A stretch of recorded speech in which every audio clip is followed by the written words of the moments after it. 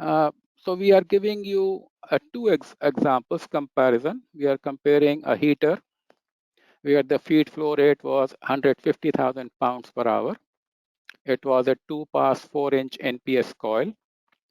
The mass velocity we calculate is 260, and the pressure drop is 100. Now, let us say you want to increase the charge rate by 20%. So the feed flow rate goes up by 20% and goes up to 180,000 pounds an hour. Look at the mass velocity. The mass velocity drops from 260 to 157. So it almost drops by almost 40%. And look at the pressure drop. If the pressure drop across the heater was 100 pounds, now it has dropped down to 18 pounds, almost like an 80% reduction because the pass length is half. Instead of 2 passes, now we have 4 passes. So the fluid is only traveling half the length. Mass velocity goes down. And all these things, if you can see, lower mass velocity will have lower heat transfer coefficient. Lower heat transfer coefficient will give you rise to higher film temperature, will lead to more coking. And we have a case where the client changed their crude heater from 2-pass to 4-pass and experienced almost 10 times the relative coking rate. So in my thinking, this is not a good approach. The conventional approach is not a good approach. It does affect the run length and coking rates. Let us look at what happens when we go for increasing the coil area pass, actually increasing the coil size. So same example, we are converting from 4-inch to 5-inch. The mass velocity again goes down from 260 to 200, almost like 25% reduction. Pressure drop goes down from 100 to 37, which is about 60% reduction. So in this case, we will be putting tubes at 10-inch spacing. So the length of the passes will be 4/5 as before, 80% reduction. I mean, 80% of the original length, and mass velocity is decreased by 24%. So again, when you reduce mass velocity, when you reduce pressure drop, you are paying the price in terms of higher film temperature, higher coking rate, and shorter run length. And that is what we try to optimize. We try to say, if we can go for 100, or if the client can give us 100, why go to 18 or 37 and kill the pressure drop in the control valves rather than using it for useful purpose?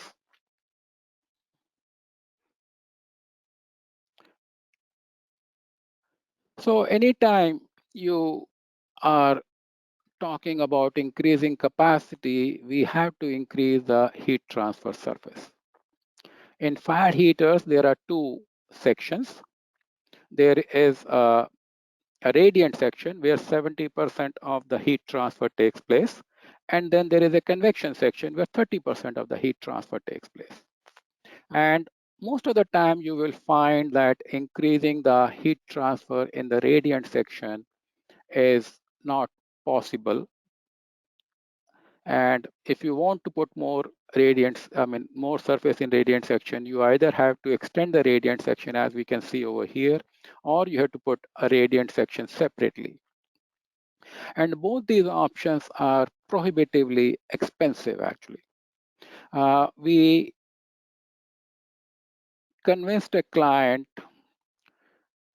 this is a platformer heater. We convinced a client, this was recommended by licensor. We convinced a client to go for the split flow, and they saved almost 70% of the cost by going with the split flow technology and increasing the heat transfer area in the convection section. So anytime you want to increase the capacity in the radiant section, if you have a vertical cylindrical heater, you cannot increase the diameter, you have to increase the height. If you have a cabin heater, you either increase the height or you increase the length. And anytime you do this, you are talking of big, big dollars.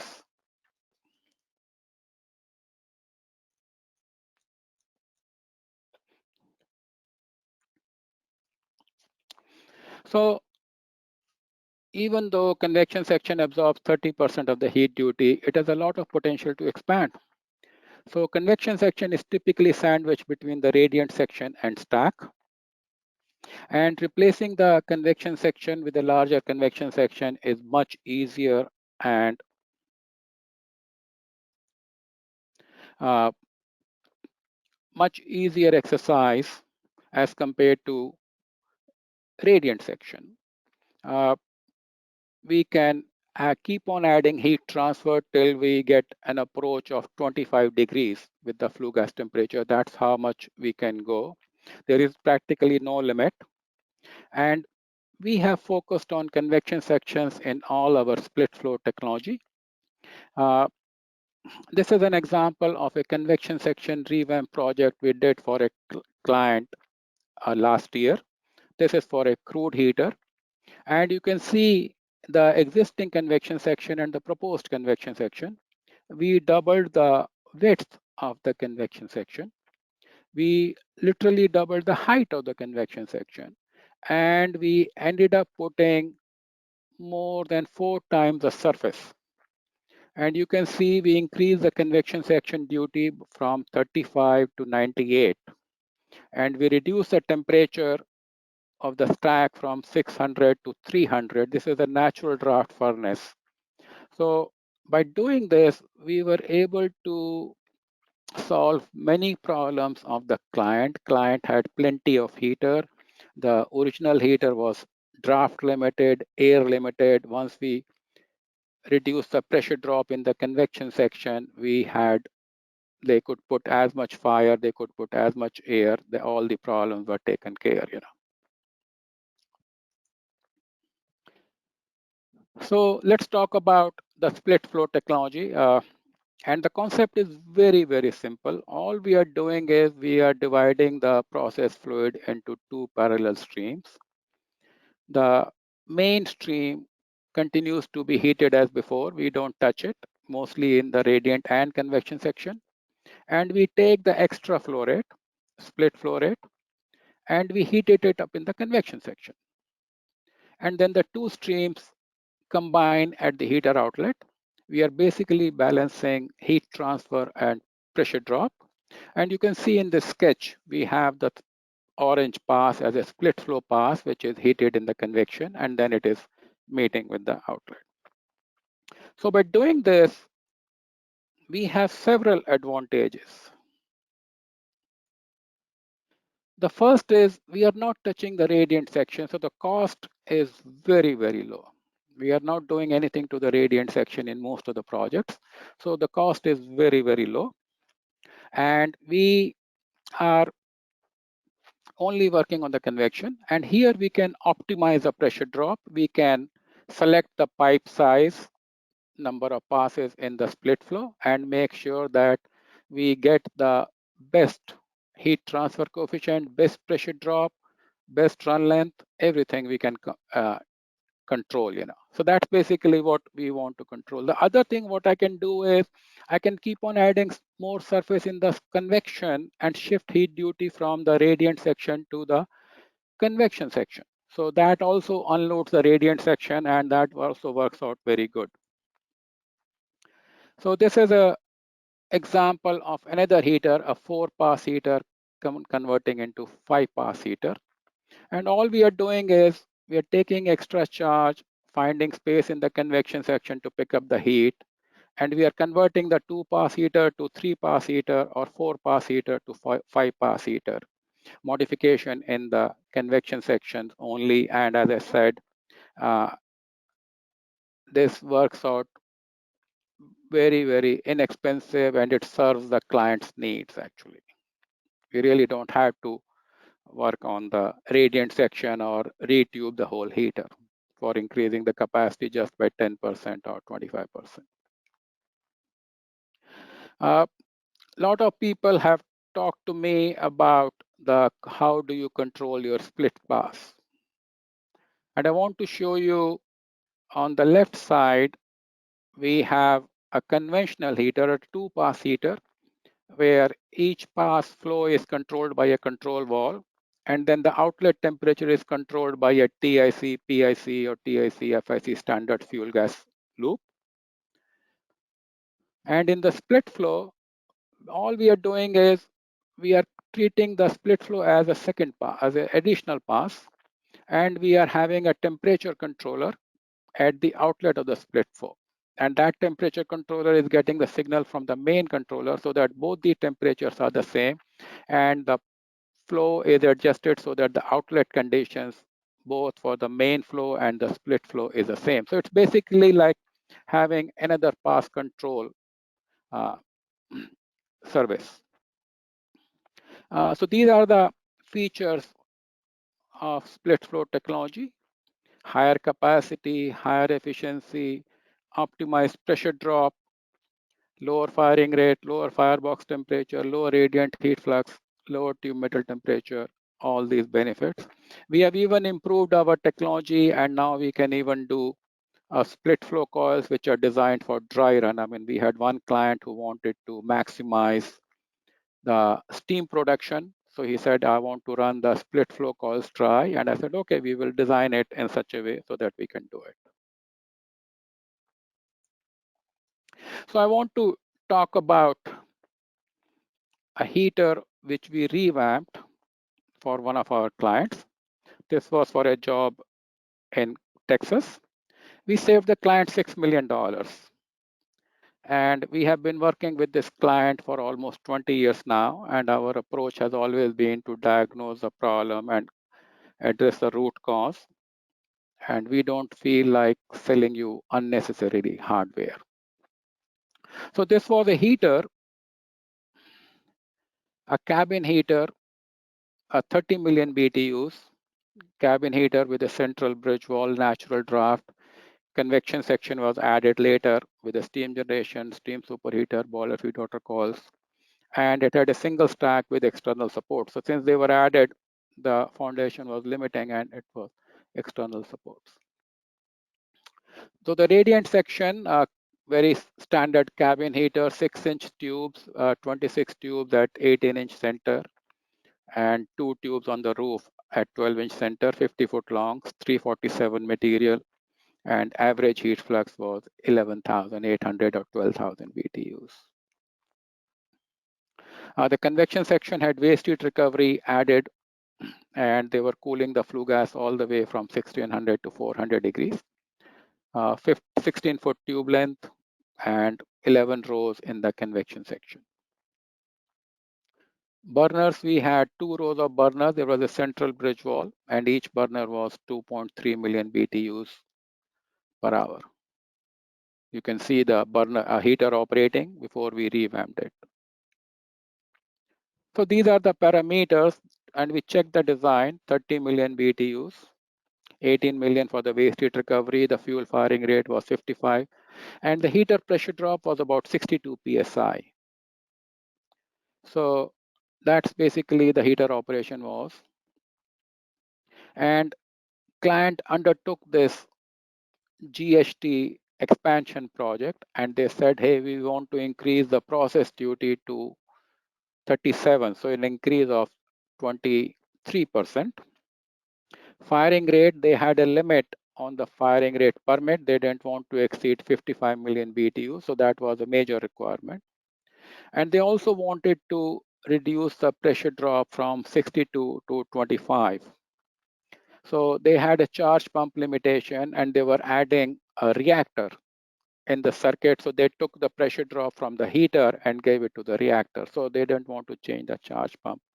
So basically that is what they were looking for: 3 things: 23% increase in capacity, firing rate, and charge pump limitations. So they gave us the base case and the design case, and the main thing was the pressure drop, the firing rate, and the extra duty.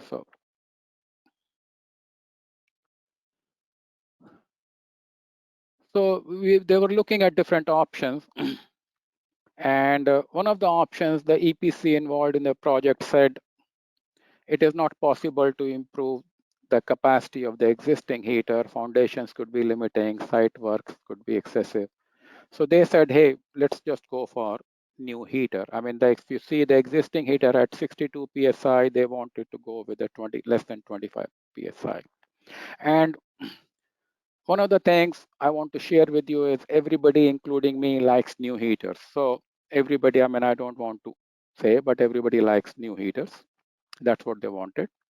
So they designed a new heater. They looked at a new clean radiant section, conventional radiant section, 40-foot long tubes on both the sides, 347, 8-inch tubes, 8 burners. So everything looking great.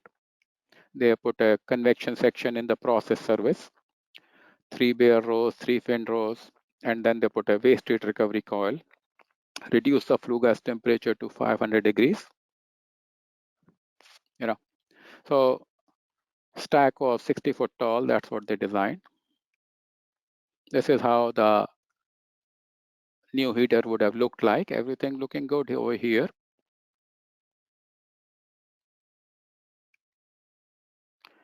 And they were able to meet all the 3 things. They were able to meet the process duty. They were able to meet the pressure drop. They went down to 15 psi. And they were able to meet the firing rate limitation. In fact, they were at only 49 million BTU. So basically, and the heater efficiency was 87%.